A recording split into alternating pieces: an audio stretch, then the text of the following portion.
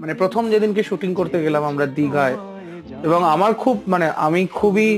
Lucky, বা আমি নিজেকে খুবই মানে কি বলবো, মানে ঈশ্বরের কাছে অনেক কৃতজ্ঞ বা ধন্যবাদ যে আমি সৌমিত্র চট্টোপাধ্যায়ের সাথে কাজ করার সুযোগ পেয়েছি। তার কারণ এবং বিসর্জনে আমার কো অ্যাক্টর হিসেবে আমি খুবই সামান্য একটা সিন ছিল, সেখানে আমি সৌমিত্র বাবুকে পেয়েছিলাম খুবই স্বল্প সময়ের জন্য, শ্রীলেখা মিত্র, সৌমিত্র চট্টোপাধ্যায়, প্রিয়া মালাকার বলে, এবং আমাদের একটা গোটা টিম। তো আহ, এইটা যেরকম একটা আনন্দ এবং বিসর্জন করে, তবে আর একটা আক্ষেপ যদি আরেকটু পেতাম ওনাকে, তার কারণ 2020 21 সালে উনি আমাদেরকে ছেড়ে চলে যান, 20 না 21, সরি আমার এক্সাক্ট মনে নেই। তো